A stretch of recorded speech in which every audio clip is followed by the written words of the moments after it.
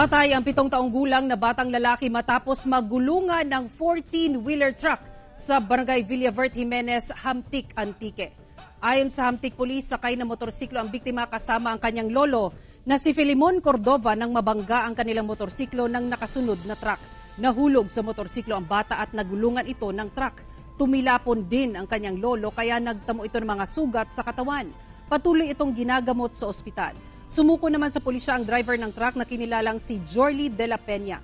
Samantala binawian ng buhay habang ginagamot sa ospital ang 6 na taong gulang na batang babae matapos mabangga ng motorsiklo sa Barangay Balantad, Carlos Fruto, Gimbal, Iloilo.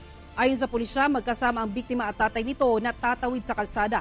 Pero bigla raw tumakbo ang bata kaya nabangga ng motorsiklo na minamaneho ni Alex Castañares Jr. Nagtamo ng sugat sa ulo ang biktima. Nasa kustodiya na ng Gimbal Police si Castañares na nahaharap sa kasong reckless imprudence resulting to homicide.